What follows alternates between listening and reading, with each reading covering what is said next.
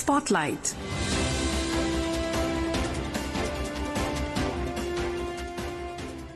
This is Akashvani. In the program Spotlight, now we bring you a discussion on Day 3 at Waves, highlights and key takeaways. The participants are Gautam Chintamani, film critic, and Rajesh Laikh, anchor.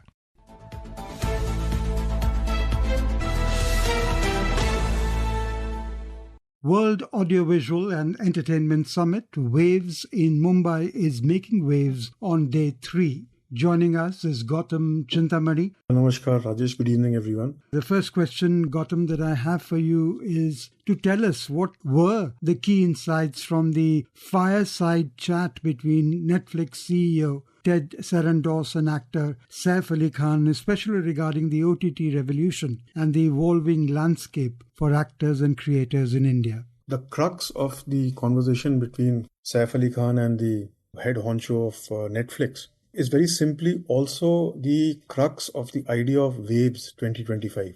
I think somewhere the fact that India is a rising global hub for media and entertainment, to say that would be an understatement. And I think the world has understood this. But more than that, what is exciting about the times that we live in is that if ideas are presented well, then we don't have any boundaries that will curb their success. They will succeed beyond imagination. What you're saying is that storytelling is extremely important these days. Storytelling has always been extremely important, and I think what the Prime Minister said as he inaugurated Waves, and he highlighted on the aspect of orange economy in India. Orange economy, as everyone would be aware, that it integrates culture, creativity, technology and IP to drive a kind of socio-cultural, economical development. And at the same time, it also has the potential to support sustainable development goals, which ultimately are aimed for the citizens. The fact that Indian audiences have always had a global audience was something which was not being totally harnessed in terms of power. And I think what the government has done with Waves and what the Prime Minister was saying, that the pivotal role of cinema and entertainment or culture when it comes to advancing India's soft power potential. And it's limitless, and by leveraging this prowess that India has had, and India has a very, very big market. In fact, it is often said that in the 1980s, when Hollywood had turned its interest to Asia, there were only two cinemas in the world that survived the onslaught of Hollywood. One was Indian cinema and the other was Hong Kong cinema. Today, Indian cinema is finally getting its space in the sun when it comes to the world. I mean, one example that comes to mind is RRR, a film made in Telugu, which enjoyed great success, not just in non-Telugu speaking areas of India, but also worldwide. And the fact that Oscars and gives you an idea that Indian cinema is now is really making waves worldwide. It is. Yeah. So what about the impact of streaming platforms on creative freedom and content diversity?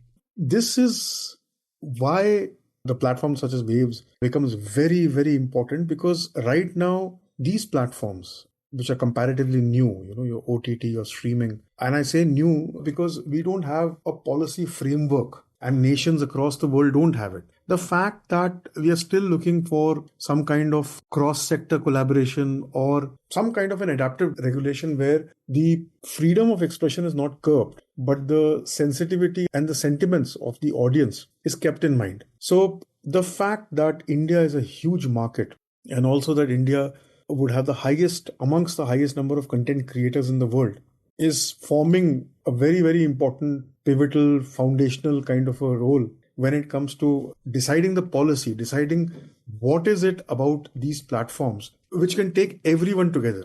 And that is where the fact that Waves has attracted the attention of not just the who's who in entertainment industry in India, but also worldwide. I mean, there are representatives of the biggest streaming platforms. We are joined in by our correspondent Adarsh, who will tell us more about the statistical handbook on media and entertainment. Adarsh?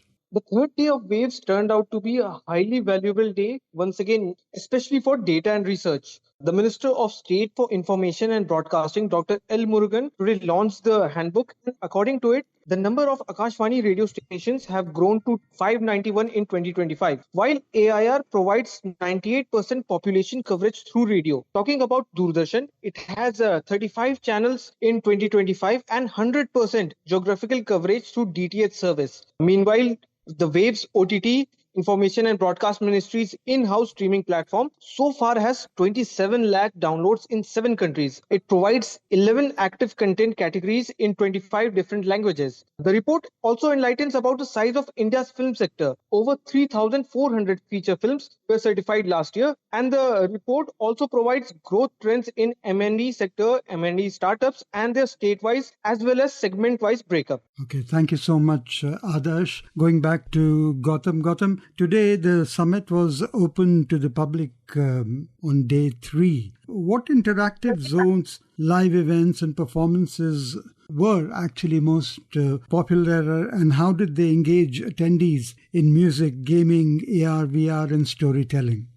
Rajesh, like the Prime Minister had said that create in India for the world, the biggest attraction on day 3 were the interactive zones, the AR, VR installations, and the immersive storytelling experiences in Creatosphere, which drew a high number of people. Also, the fact that musicians, influencers, content creators who may not be big ticket names like some of the people, some of the celebrities over there, but the fact that these are the people who are not just consuming entertainment but also creating it, and they get a platform to interact with the best in the world, gives you an idea of how serious the government is to promote content creation in India. And today there were also a lot of cross-cultural panels from countries like South Korea and many African and European countries, where the co-production models and distribution strategies were discussed. So the fact that India can become not just a very, very attractive content hub by itself, but also for the global South, that was also the focus of a lot of discussions today. Of course, there were master classes. I think all in all, if you see that for its maiden edition, the fact that this growing trend where the international audience could consume Indian content is a very big potential area, which I don't think India has taken advantage of as it should do. I think that doors will open because of events such as Waves and what happened on day 3. Okay. We have our correspondent Prarthana with us. So what about Waves Bazaar, where I believe 1,000 crore rupees of business was garnered, and the flagship global market initiatives of the Waves Summit in Mumbai has been the Waves Bazaar. Would you throw some light on that?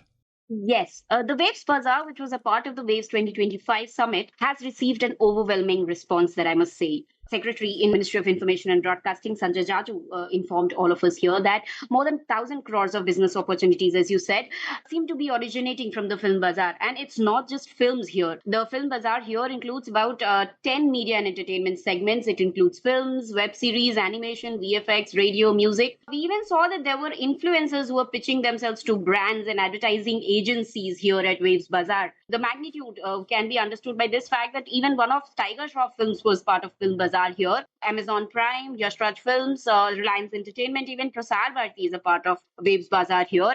And the success of Film Bazaar. The success of Film Bazaar is phenomenal. We can gauge it by the fact that more than 3,000 buyer-seller meetups have already taken place here.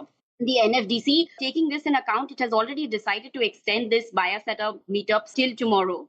And for the benefit of our listeners, I would also like to mention that the Film Bazaar here has viewing room facilities. Just to understand, there are viewing room facilities wherein there are finished products being screened, and the sellers are screening it, and the potential buyers, they pitch it to them, and then these films are pitched in a way to the potential buyers. There are films and there are web series being pitched. Okay. Pratna, thank you so much for being with Akashvani. And let's go over to Ankita. Ankita, there was a session of folk music, I believe, today. What is your feedback on what happened at the venue, and how did the people react to it? Give us the highlights. Yes, so we've been discussing about music in Waves from the very beginning. There was a special album which was released on the first day dedicated to Waves. And in the same line, this session was very spontaneous, very lively and energetic.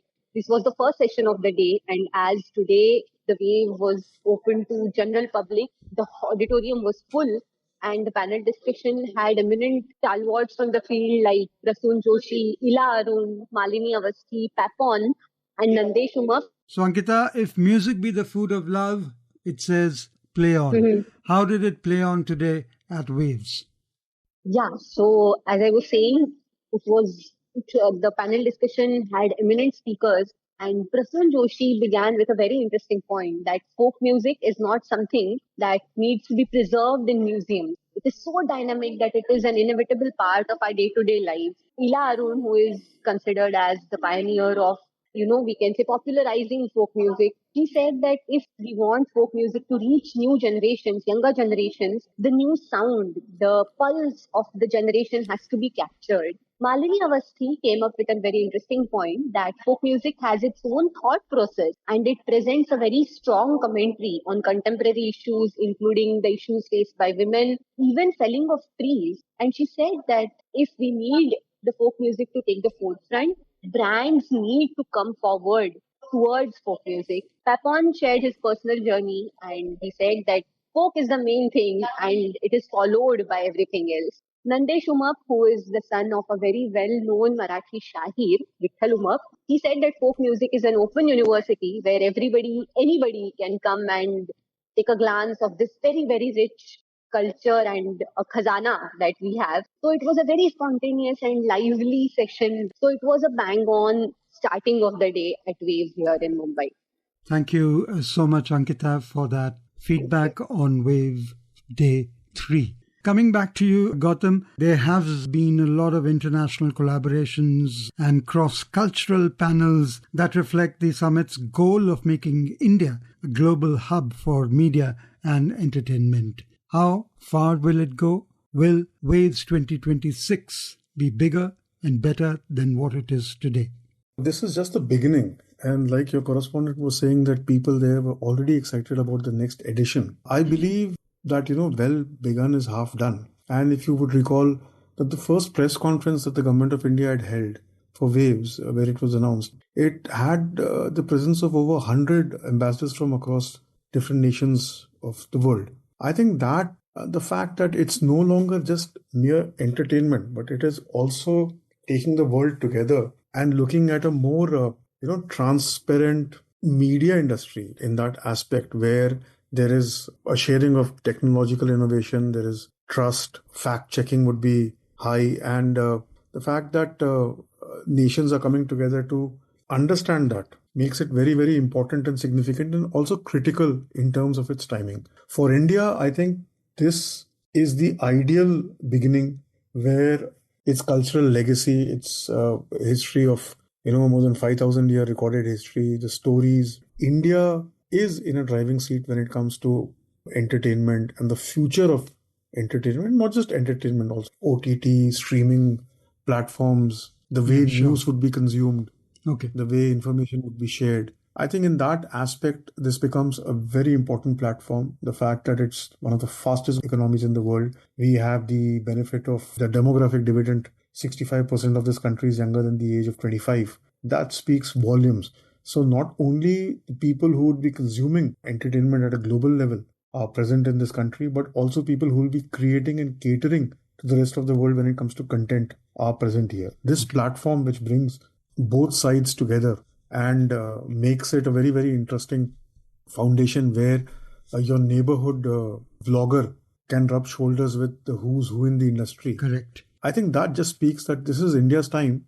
And like the Prime Minister said that, our stories need to be told to the world and the world is ready for our stories. Yeah, very well said. This is India's time and Waves will be the platform that will shape the future of India's media, digital content and entertainment sectors. On that note, thank you very much, Gautam, for being with Akashvani. Thank you, Rajesh. Namaskar. You were listening to a discussion on day 3 at the Waves, highlights and key takeaways. The participants were Gautam Chintamani, film critique, and Rajesh Laikh, anchor. This program was produced and presented by the News Services Division of Akashvani. You can listen to it on a mobile app, News on AIR. This program is also available on our YouTube channel, News on AIR Official.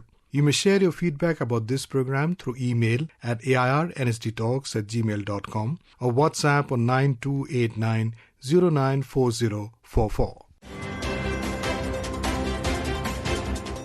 Spotlight.